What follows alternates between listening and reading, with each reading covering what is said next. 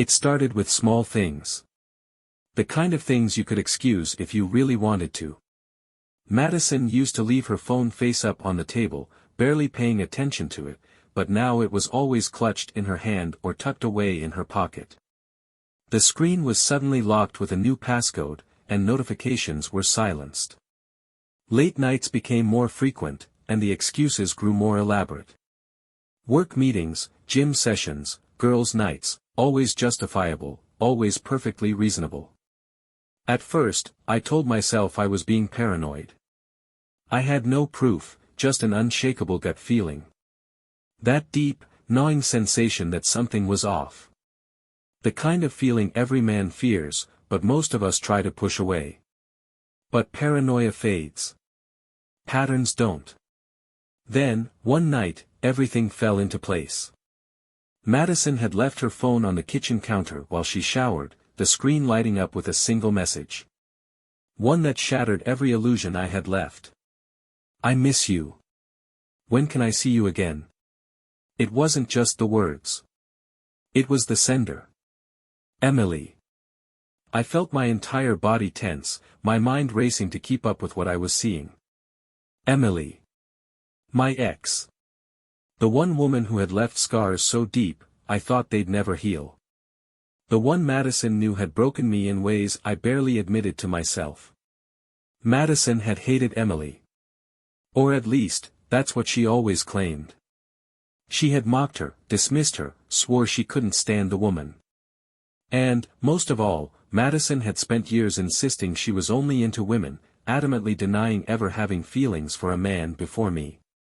It was part of her identity, something she held on to fiercely, as if the very suggestion of ever being with a man before me was offensive. But now.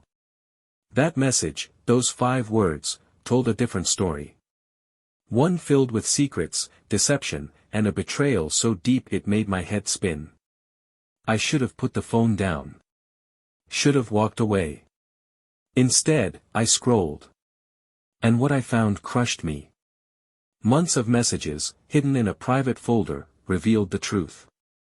It had been going on behind my back for a long time. The flirtation, the secret meetings, the intimacy. And worst of all, the mocking. Emily hadn't done this because she loved Madison. No, that would have been too simple. Emily had done this to get back at me. It was right there in the messages. She had orchestrated the entire thing as revenge for how our relationship had ended. Madison had fallen right into her trap, and she was loving it. One message stood out more than the rest, a knife straight to my gut. He has no idea. And he never will. It's honestly hilarious. I put the phone down. My hands were shaking, my breathing unsteady. The weight of it all crashed down on me in an instant. Madison. The woman I had built a life with. The woman who had sworn up and down that she was honest, loyal, different from all the others. She had done the one thing she promised she never would. And she hadn't even done it for love. She had done it for a game. Something inside me snapped. The rage didn't come immediately. That would have been easy. Instead, a cold, sharp clarity settled in. I wasn't going to scream.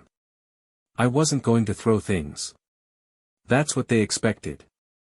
That's what they wanted. No. If they wanted a game, I was going to show them how to play. I didn't confront her that night. I didn't even let on that I knew. That would have been too easy, too quick. No, I needed something better. Something that wouldn't just break her trust, it would burn every bridge she thought she had left. The first step was gathering evidence. I spent the next few days pretending everything was normal, watching her closely, memorizing her lies. Every fake excuse, every forced smile, every time she kissed me goodnight knowing she had been with Emily hours before. It disgusted me. But I played along. When she left her laptop open one morning, I took my chance. A quick search through her emails revealed even more than I had imagined. Reservations at hotels. Cancelled plans with me that coincided with her meetups with Emily. Private messages that made my blood boil, conversations mocking me, laughing at how easy it was to keep me in the dark. I screenshot everything. Every single thing. I backed up her messages, copied her emails, even found an old voicemail she had saved from Emily where they joked about how clueless I was. It was all there, stored safely where she could never erase it. But I needed more. That's when I remembered the security cameras. The ones she insisted we install years ago for safety. Reviewing the footage was like peeling back a rotten layer of my life. I saw her sneaking out late at night when she claimed she was asleep. I saw her coming home in the early morning, her hair a mess, her clothes different from when she left. The worst was a clip from 2 weeks ago, her and Emily, outside on our porch, locked in an embrace that lasted far too long. It wasn't just an affair. It was deliberate. It was calculated. But the real revenge? That required something more. That's when the idea hit me. The perfect way to make sure she lost everything. I had an old friend, Mark, a military doctor who owed me a favor. He had worked with labs before, processed thousands of medical records. Forging a single document. That was nothing. It had to be believable. Using official hospital letterhead, we created a medical report, a diagnosis of a severe, untreatable sexually transmitted disease. Something that would make her panic. Something that would make Emily panic. The document was flawless. It included test results, doctor recommendations, even an urgent note advising Madison to immediately inform every sexual partner she had been with in the last year. The implications were devastating. Madison wasn't just going to lose me, she was going to lose her reputation, her friends, her relationship with Emily. Because nothing shatters trust faster than fear. This wasn't about hurting her. It was about justice. She thought she could play with me. Thought she could lie, deceive, and walk away unscathed. She had no idea what was coming. I waited for the right moment. This had to be precise, controlled. A single misstep, and the impact wouldn't be nearly as devastating as it needed to be. For the next 2 days, I played my role flawlessly. Madison didn't suspect a thing. She kissed me goodbye before work, sent casual texts throughout the day, and came home as if nothing in our world had changed. She had no idea I was watching her every move, waiting for the moment she least expected. Dinner was the perfect setting. It was just the two of us, the same routine we had followed countless times before. A bottle of wine, a quiet evening, plates of food between us. I watched her as she scrolled through her phone between bites, completely unaware that the life she had so carefully built on lies was about to collapse. My hands didn't shake as I reached into my pocket and pulled out the folded piece of paper. I made sure to sigh first, just the right amount of hesitation in my movements. When I finally placed it on the table and slid it toward her, I kept my eyes down, feigning discomfort. She unfolded it casually at first, but the moment her eyes landed on the bolded words, her entire body tensed. I saw the exact moment she understood. Her face paled, fingers trembling slightly as they gripped the paper. Her breathing changed, short, uneven exhales as she scanned the page, reading it again and again as if she could will the words into saying something else. Denial hit first. It always does. She didn't believe it. She couldn't. The logic didn't fit in her mind, didn't align with the life she had been living so carelessly. Her lips parted slightly, but no words came out at first. Then came the shaking of her head, the muttered disbelief. The need to convince herself that it wasn't real. She wasn't sick. She felt fine. There had to be some mistake. But the paper in her hands told a different story. I watched as her fingers clenched around the edges, crumpling the paper slightly. Her chest rose and fell rapidly, the telltale signs of panic settling in. Her mind was racing through every possible explanation, grasping at any thread that could undo this. And then it happened. Her eyes darted to her phone, her breathing hitched, and for the first time in this entire act of betrayal, I saw genuine fear flash across her face. Not fear for me. Fear for Emily. The realization settled over her like a suffocating weight. If this was true, if there was even a chance that this was real, then Emily had to know. And once Emily knew, everything would come crashing down. Her movements were frantic as she grabbed her phone, hands fumbling as she unlocked it. She barely registered my presence anymore, her focus entirely on the screen, on the name she needed to call. I sat back, arms crossed, watching the performance unfold. She hadn't even said a word to me. No apologies, no concern, no questions about my health. She only cared about covering her tracks. The panic escalated when the call went to voicemail. Her fingers hovered over the screen as if dialing again would somehow change fate. She needed Emily to pick up. She needed damage control. But there was no escaping this. Every ounce of control Madison thought she had was gone. Chaos erupted almost immediately. The moment Madison hung up the phone, I saw it begin, the unraveling, the free fall into the disaster she never saw coming. She barely slept that night. Tossing, turning, clutching her phone like it held her salvation. Emily wasn't answering. The silence was killing her. The next day, everything collapsed.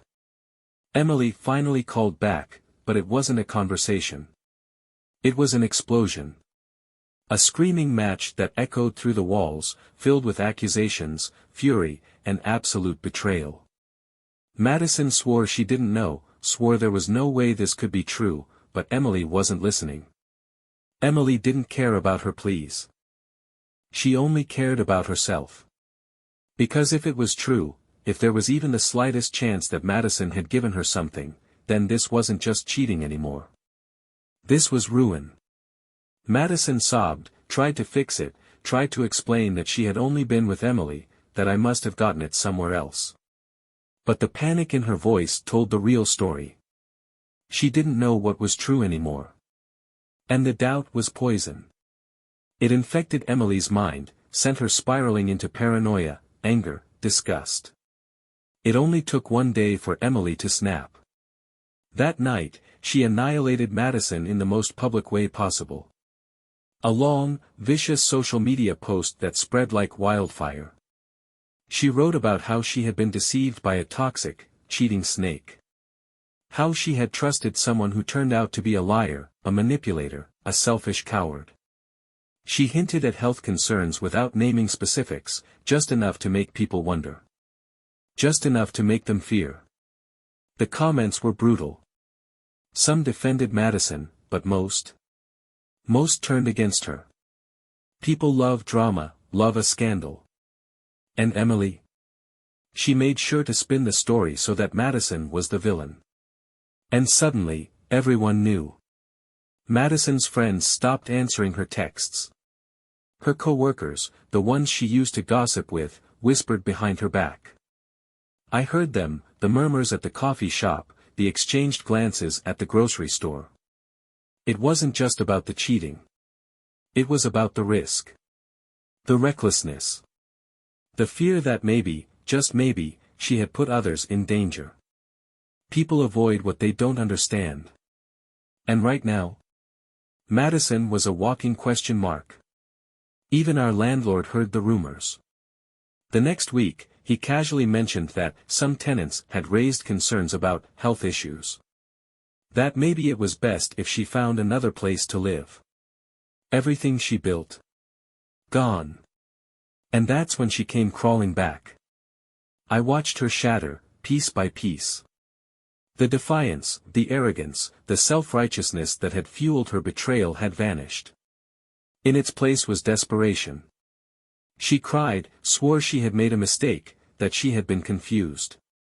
She pleaded for another chance, clinging to me like I was the last stable thing in her crumbling world. But she wasn't sorry for what she did. She was only sorry for getting caught. I let her finish, let her spill every pathetic excuse, let her believe that maybe, just maybe, there was still a way out of this. Then, when she had nothing left to say, when her breath hitched between sobs, I laughed. She wasn't confused. She was just a liar. And for the final blow? I handed her the envelope. Divorce papers. She didn't even have the strength to protest. Madison signed the papers with shaking hands. There was no argument, no grand final plea. She didn't even try to fight it. She just lowered her eyes, barely able to meet my gaze, and scribbled her name at the bottom of the page. In that moment, I saw it, the weight of her downfall pressing down on her, crushing every illusion she had built. The once proud woman who thought she could deceive, manipulate, and walk away unscathed was now nothing more than a broken shadow of herself. She had no cards left to play. She had nothing left at all. When I walked out of that door for the last time, I felt it. Freedom. It wasn't just about being rid of her. It was the weight off my chest, the clarity in my mind, the feeling of stepping into a world where I wasn't bound by betrayal anymore. I had spent months living in a lie, thinking I was in a real marriage when, in reality, I had just been another piece in Madison's game. But I won. I didn't need to scream or lash out. I didn't need to beg for explanations or closure. I let the truth do the work for me. And it was devastating. The fallout was worse than even I had imagined. Emily never forgave Madison. After the public humiliation, after the paranoia and fear, she cut ties completely. The one person Madison had risked everything for. Gone. No grand reconciliation, no passionate apologies, just radio silence.